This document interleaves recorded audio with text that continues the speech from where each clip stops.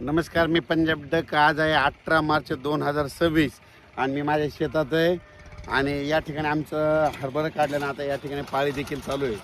तर आज आहे 18 मार्च. शेतकऱ्याला सांगू इच्छितो की आज दुपारपर्यंत मराठवाड्यातल्या शेतकऱ्यांनी, विदर्भातल्या शेतकऱ्यांनी, पूर्व विदर्भ, पश्चिम विदर्भातल्या शेतकऱ्यांनी ज्यांचा गहू असेल, हरभरा असेल, दुपारपर्यंत काढून घ्या. कारण की ना आज दुपारनंतर मराठवाड्यामध्ये चांगला पाऊस येणार आहे, काही ठिकाणी गारपीट होणार आहे, वार देखील सुटणार आहे, म्हणून हा अंदाज लक्षात यायचा.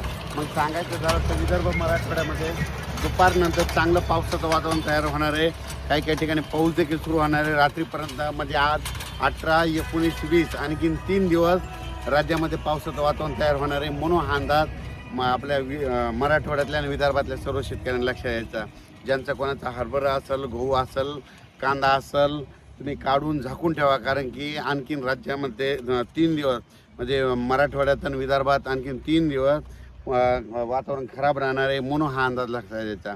त्याच्यानंतर संभाजीनगर जिल्ह्यातल्या शेतकऱ्याला सांगू इच्छितो की त्याच्यानंतर अहिल्यानगर जिल्हा, त्याच्यानंतर परभणी जिल्हा, बीड जिल्हा, लातूर जिल्हा, त्याच्यानंतर जळगाव जिल्हा, बुलढाणा, अकोला, अमरावती, वर्धा, नागपूर, भंडारा, गोंदिया, चंद्रपूर, यवतमाळ, वाशिम, हिंगोली, नांदेड, या सर्व परभणी सहित लातूर, बीड या सर्व शेतकऱ्याला सांगू इच्छितो की आज दुपारपर्यंत तुम्ही शेताची कामे आटपून घ्या. कारण की दुपारनंतर बऱ्याच भागात पाऊस सुरुवात होणार आहे.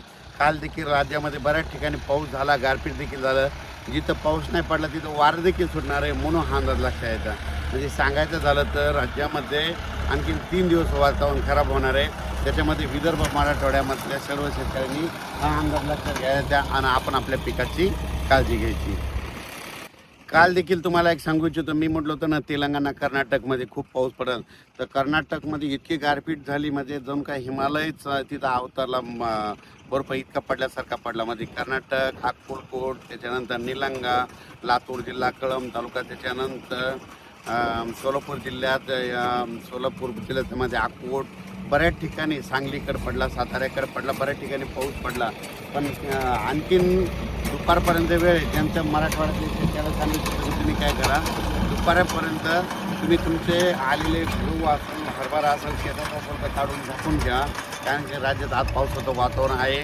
पुन्हा काल देखील नांदेडकडे पाऊस झाला, यवतमाळकडे झाला, उमरेड नागपूर जिल्ह्यात देखील झाला, चंद्रपूरकडे झाला, गडचिरोलीकडे झाला, वर्ध्याकडे झाला, हिंगोलीकडे झाला. बऱ्याच ठिकाणी म्हणजे रात्रीच्याला पाऊस वारं झालं.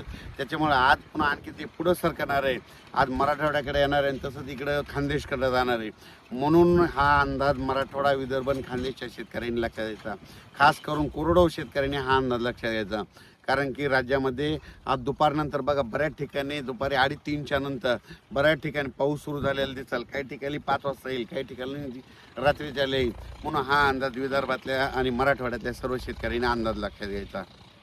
जळगाव जिल्हा, धुळे जिल्हा, त्याच्यानंतर बुलढाणा जिल्हा घाटाच्या खाली, त्याच्यानंतर संभाजीनगर, फुलंब्री, कन्नड, भोकरदन, गंगापूर, वैजापूर, शिर्डी, राहता, अहिल्यानगर, पैठण, त्या आष्टी, पोरतूर, जालना जिल्हा, त्या सर्व शेतकऱ्याला सांगू इच्छितो की आज दुपारपर्यंत तुम्ही तुमचे कामं आटपून घ्या. कारण की आता आज 18, 19, 20 आणि 21 4 दिवस वातावरण खराब राहणार आहे. विदर्भ मराठवाड्यात खराब राहणार आहे. म्हणून हा अंदाज विदर्भ मराठवाड्यातल्या शेतकऱ्यांनी लक्षात द्यायचा.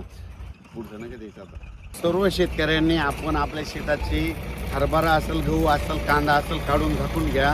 कारण की आणखी राज्यामध्ये 18, 19, 20, 21 4 दिवस पावसाचं वातावरण राहणार आहे.